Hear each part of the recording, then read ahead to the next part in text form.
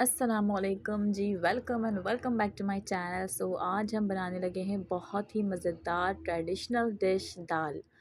हम बनाएंगे आज मूंग मसूर की दाल, येलो एंड ऑरेंज। चलते हैं वीडियो की तरफ। आपने इस दाल को अच्छी तरह चुनना है। इसके अंदर कोई भी पत्थर हो या कोई भी गंदगी हो आपने वॉश कर लेनी है, निकाल देना है। दाल को वॉश करें और उसको डालें एक पैन में।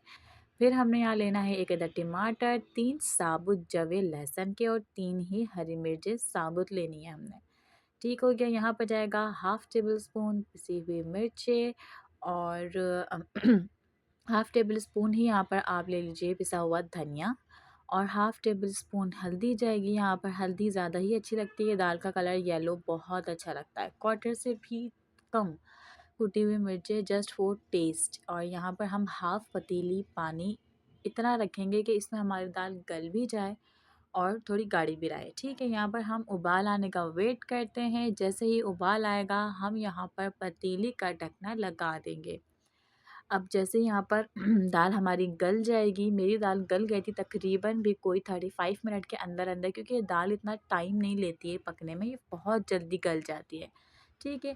अब यहाँ पर आप चेक करें कंसिस्टेंसी, दाल को अच्छी तरह से घोट लें। इसी स्पून से देखें आप, टमाटर साबुत है लेकिन बहुत नरम हो चुके हैं, एक दफ़ा के हाथ लगाने से टूट जाएँगे, बिखर जाएँगे। तो ये देखें आप, ये लहसुन है बिल्कुल अच्छी तरह गल चुका है। अब आप देखें, मैं इसको इसी स्पून से पतीली की मदद से ही हल्का-सा मैंने प्रेस करा, ये देखें इसी के अंदर मैश हो गया। आपको किसी किस्म के पीस के डालने की ज़रूरत नहीं है, ऐसे ही हो जाएगा। ठीक हो गया। यहाँ पर हमने डाला है हरा धनिया और इसको हम करेंगे अब अच्छी तरह से मिक्स।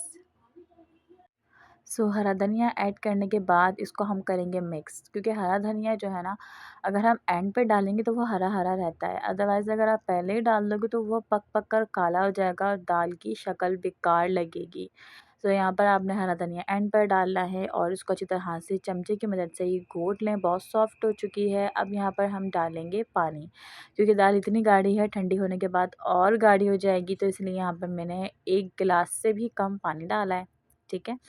अब इस मोमेंट पे जो है आप इसको अच्छी तरह मिक्स करें और नमक भी चेक कर लें। अगर तो आपको नमक लगता है कि बहुत कम है, स्टार्ट में मैंने नमक डाला था लेकिन बहुत कम डाला था, आई थिंक सो वो शूट नहीं हुआ है। एनीवेज़ आप इसको अब चेक करें, आपके जो है आपका नमक अगर ओके टू गुड है तो ठीक है, नहीं तो मुझे तो कम लग रहा था, मैंने यहाँ पर नमक और ऐड करा है।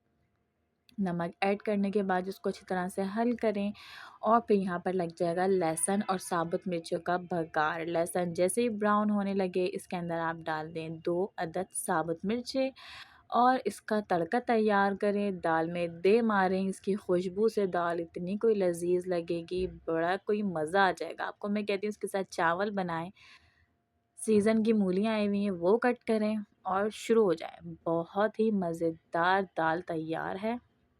तड़का देने के बाद 2 मिनट के लिए ढक कर रखा करें ताकि उसकी खुशबू अंदर रहे, बाहर ना आए। ठीक है। यहाँ पर हमारी दाल तैयार होती है। होप कि आपको वीडियो अच्छी लगी होगी। अगर अच्छी लगी है तो लाइक करें, शेयर करें। अल्लाह हाफ़िज़।